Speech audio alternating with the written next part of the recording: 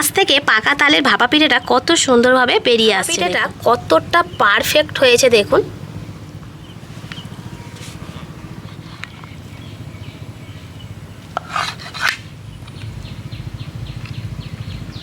প্রতিটা ভাপা পিঠে কতটা লোভনীয় হয়েছে দেখুন, মতো রয়েছে। নমস্কার বন্ধুরা, কাকলির রান্নাঘর উইথ ভিলেজ ফুডে সবাইকে স্বাগত জানিয়ে আজকে আমি আপনাদের সাথে শেয়ার করব মাত্র এক বাটি সুজি দিয়ে একসাথে পুরো পরিবারের জন্য ভাপা পিঠা। আর যে ভাপা পিঠাটা বানাবো আজকের আমি সিজনের পাকা তাল দিয়ে, আর এতটাই সহজ পদ্ধতিতে আর কম সময়ে বানাবো যে আজকের ভিডিওটা দেখার পর আশা করছি প্রত্যেকেই ছুটে যাবেন এই পিঠেটা বানানোর জন্য। তো বন্ধুরা, আজকের রেসিপিটা আপনারা প্লিজ প্রথম থেকে শেষ পর্যন্ত দেখতে থাকুন, আশা করছি খুবই ভালো লাগবে। আর যে সকল বন্ধুরা এখনও পর্যন্ত নতুন তারা যদি ইউটিউব থেকে দেখেন তাহলে চ্যানেলটিকে সাবস্ক্রাইব এবং ফেসবুক পেজ থেকে দেখলে পেজটাকে ফলো করে আমার পাশে থাকবেন। তাহলে এখন রান্নাঘরে চলে যাবো আর আজকের রেসিপিটা শুরু করে ফেলবো। তো আজকের ভাপা পিঠা বানানোর জন্য প্রথমে আমি একটা তাল নিয়ে নিয়েছি। একটা তালেই হয়ে যাবে, যেহেতু আমি এক বাটি সুজি দিয়ে ভাপা পিঠা বানাবো তার জন্য কিন্তু হাফ বাটি লাগবে তালের পাল্প। তো খুব অল্প পরিমাণ তালের পাল্প হলে হয়ে যাবে। তো তালটাকে প্রথমে আমি ছাড়িয়ে নিচ্ছি, নিয়ে তালের পাল্পটাকে বের করে নিচ্ছি।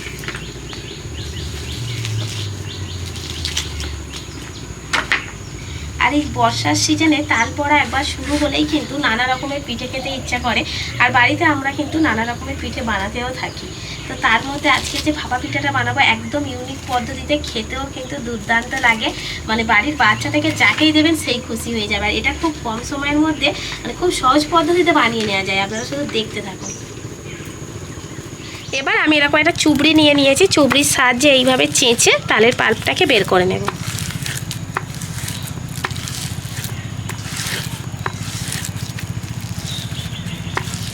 এবার আমি ভাপা পিঠার জন্য ব্যাটারটা তৈরি করে নেব। তার জন্য একটা বড় বাটি নিয়েছি, আর এই যে বাটিটা নিয়েছি এই বাটির মাপে এক বাটি সুজি নিয়েছি।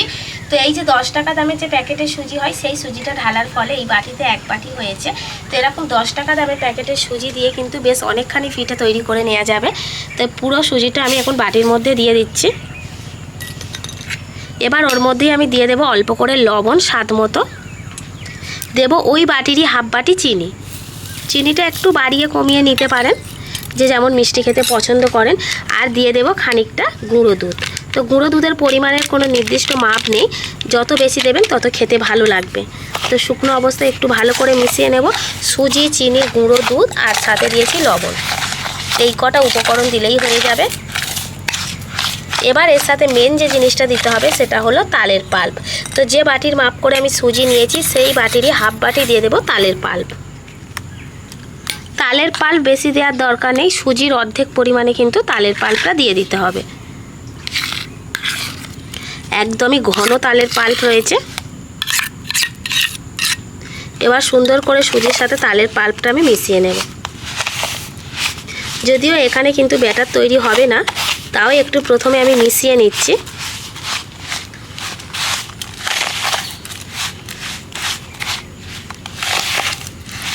ভাপা পিঠের জন্য ব্যাটারটা কিন্তু আরেকটু পাতলা করতে হবে, তার জন্য এখানে আমি নিয়েছি দুধ। তো দুধটাকে আমি আগে থেকে জাল দিয়ে তারপর ঠান্ডা করে নিয়েছি। এখন অল্প অল্প করে দুধ দেবো আর ব্যাটারটা সুন্দর করে মিশিয়ে নেব, তৈরি করে নেব। যতটা পরিমাণে দুধ লাগবে দুধ দিয়ে দিতে হবে, তবে বেশি লাগবে না, হাফ বাটির মতো দুধ দিলেই হয়ে যাবে, যেহেতু হাফ বাটি তালের পাল্প দেওয়া রয়েছে।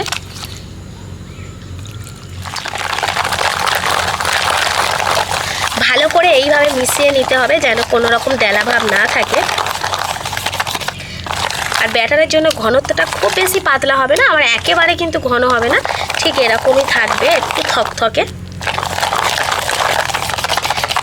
এবার এই ব্যাটারটাকে যদি আমি কিছুক্ষণের জন্য 5 মিনিটের জন্য হলেও চাপা দিয়ে রাখি তাহলে সুজিটাও কিন্তু সুন্দরভাবে ফুলে যাবে। ভাপা পিঠার জন্য পুর তো লাগবে, সেই জন্য আমি একটা নারকেল নিয়েছি, নারকেলটাকে ভেঙেও নিয়েছি। এবার কুড়ুনির সাহায্যে কুড়ে নেব। তো নারকেলের পুর দিয়ে যদি পিঠে বানানো যায় তাহলে পিঠেটা কেমন খেতে লাগবে আপনারাই ভাবুন। তো নারকেলটা এখন কুড়ে নেব, আর নারকেলের সাইজটা বেশ বড়ই রয়েছে, একটা নারকেল দিয়ে পুরটা হয়ে যাবে।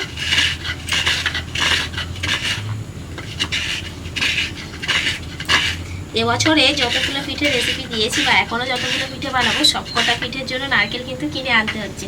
অন্যান্য বছরে কি হয়, আমাদের গাছে যা নারকেল হয় ওই নারকেলেই আমাদের পিঠে খাওয়া হয়ে যায় পুরো সিজনটা। তো এবছরে গাছে একদমই নারকেল নেই। নারকেলটা কুড়িয়ে নিয়েছি, এবার আমি নারকেলের পুরটা তৈরি করে নেব। উনান জ্বালা নিয়েছি, কড়াইতে নারকেলটা দিয়ে দেব।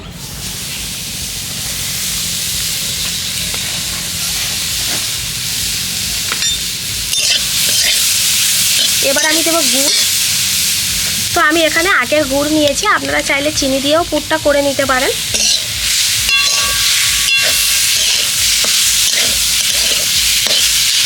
এইভাবে নাড়তে নাড়তে গুড়টাও গলে যাবে আর সুন্দর একটা কালার চলে আসবে পুরের মধ্যে।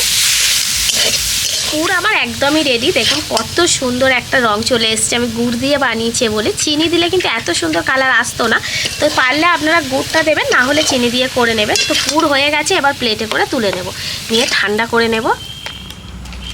ব্যাটারটা কিন্তু কিছুক্ষণ আমি চাপা দিয়ে রেখে দিয়েছিলাম, যতক্ষণ পুরটা তৈরি করেছি তাতে দেখুন কত সুন্দর হয়ে গেছে, আরও কিন্তু ঘন হয়ে গেছে আর সুজিটা ফুলে একেবারেই নরম হয়ে গেছে। তো এবার ঠিক এই সময় আমি দিয়ে দেবো ইনো। তো 1 চামচের মতো ইনো আমি এখানে দিয়ে দিচ্ছি। ইনো যদি কাছে না থাকে তাহলে 1 চামচ বেকিং পাউডার আর 1/2 চামচ বেকিং সোডা দিয়ে দেবেন। এবার এর ওপরেই অল্প করে একটু দুধ দিয়ে দেব। আবারও আমি ব্যাটারটাকে সুন্দর করে মিশিয়ে নেব। এর ফলে কিন্তু যে পিঠেটা বানাবো, ভাপা পিঠেটা অনেক সুন্দর ফুলবে, অনেক সুন্দর সফট নরম তুলতুলে হবে আর ভিতরটা একেবারে ফাঁপা হবে, তাতে করে পিঠেটা খেতে খুবই ভালো লাগবে। এই ছোট্ট ছোট্ট টিপসগুলো আপনারা ফলো করবেন। তবে ইনোটা বা বেকিং পাউডার বেকিং সোডাটা আগে থেকে দিতে যাবেন না, ঠিক যে সময়টাতে আপনারা পিঠেটা তৈরি করতে যাবেন ঠিক সেই সময় দিয়ে দেবেন। আর ওটা দিয়ে ওর ওপরে সামান্য অল্প একটু দুধ বা জল দিয়ে এইভাবে সুন্দর করে মিশিয়ে দেবেন, দেখবেন অনেক বেশি জালিদার হবে। এই দেখুন ব্যাটারটা দেখেই বোঝা যাচ্ছে। এবার এদিকে যে পুরটা আমি রেডি করে রেখেছিলাম সেই পুরটাকে দুটো ভাগে ভাগ করে নেব। এবার একদিকের পুরটা নিয়ে ঠিক হাতের সাহায্যে এইভাবে আমি লম্বা করে নেব। আগেই বলেছি যে আজকের পিঠেটা একেবারে ইউনিক পদ্ধতিতে হবে, তো দেখতে থাকুন শুধু কিভাবে আমি বানাচ্ছি। এইভাবে একটু লম্বা করে নেব। এবার দেখুন মেন যে ধাপটা রয়েছে সেটা হলো ভাপা পিঠাটা কিসে করে আমি বসাবো। আজকের ভাপা পিঠাটা এরকম গ্লাসে করে বসাবো। গ্লাস ভাপা পিঠা বানাবো, তার জন্য আমি দুটো স্টিলের গ্লাস নিয়ে নিয়েছি। তো আপনারা বাটিতে করেও তৈরি করতে পারবেন, আবার এরকম গ্লাসে করেও কিন্তু তৈরি করে নিতে পারবেন পিঠেটা। দুটো গ্লাস একসাথে দিয়েই কিন্তু পিঠে বানাবো।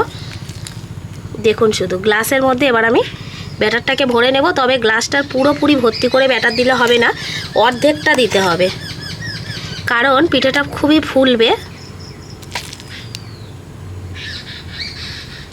আর ব্যাটারের ঘনত্বটা দেখুন খুব বেশি পাতলা কিন্তু করিনি, একেবারেই থকথকে মতো রয়েছে। এবার গ্লাস দুটোকে আমি এইভাবে ঘা দিয়ে নেব যাতে সুন্দরভাবে সেট হয়ে যায় গ্লাসের মধ্যে।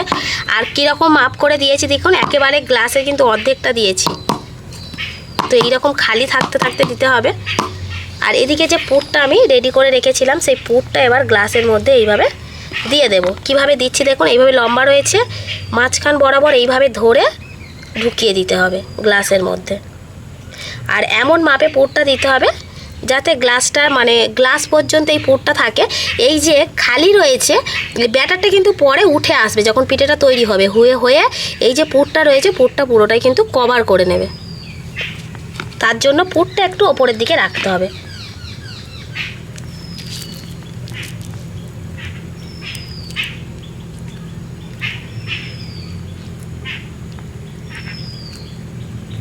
এইভাবে।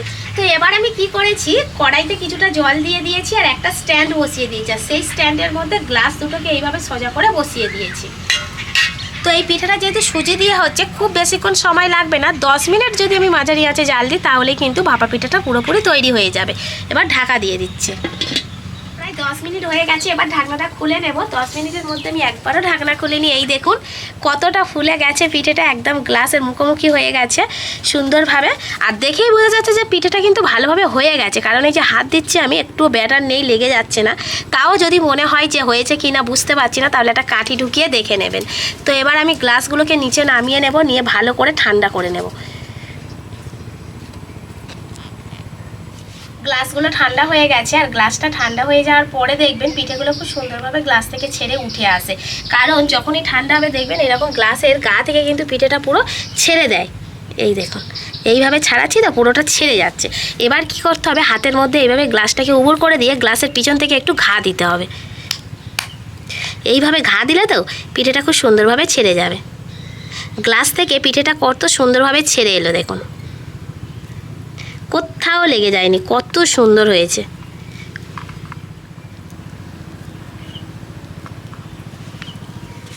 গ্লাসের শেপে পিঠেটাকে কত সুন্দর লাগছে শুধু দেখুন, একদম গ্লাসের মতো হয়ে গেছে। এইভাবে পিঠে বানালে কি হবে, একসাথে অনেকটা পিঠে কিন্তু বানিয়ে নেওয়া যাবে, আর সাথে করে দেখতেও কিন্তু খুবই ভালো হয়, এতে করে বাচ্চারাও ভীষণভাবে খুশি হয়। তো এবার আমি পিঠেগুলোকে ছোট ছোট শেপে কেটে নেব।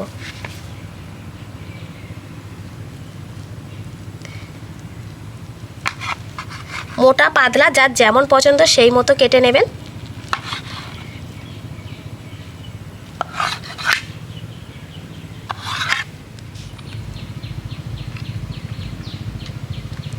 সবগুলো পিঠেই আমি ছোট ছোট করে কেটে নিয়েছি এবং প্লেটে করে সাজিয়ে নিয়েছি। দেখুন পিঠেগুলো দেখতে কতটা সুন্দর হয়েছে, মানে এতটাই লোভনীয় হয়েছে যে কেউ দেখে থাকতেই পারবে না না খেয়ে।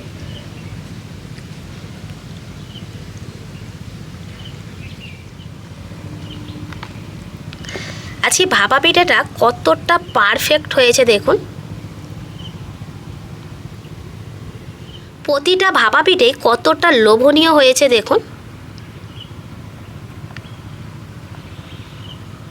পিঠের ভিতরটা তো পুরোটাই নারকেলের পুরে ভরা, আর বাইরেটা যেহেতু তাল দিয়ে বানানো হয়েছে, খেতে কিন্তু অপূর্ব লাগবে।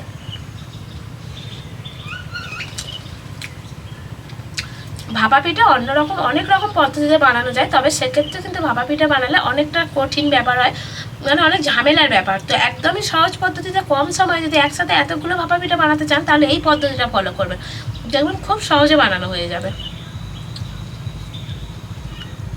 বাড়িতে যদি আপনারা এরকম পদ্ধতিতে একবার ভাপা পিঠা বানান, দেখবেন অন্য কোনো রকমভাবে আর কিন্তু ভাপা পিঠাকে খেতেই চাইবে না, বিশেষ করে অন্য কোনো পিঠেই আর চাইবে না, এই পিঠাটাই বারবার বানাতে বলবে। তো আপনারা অবশ্যই করে বাড়িতে একবার হলো তালের সিজনে এই ভাপা পিঠাটা বানিয়ে দেখুন, যেমনই সহজ তেমনই কম উপকরণ লাগে, তেমনই কিন্তু কম সময়ের মধ্যে বানানো হয়ে যায়।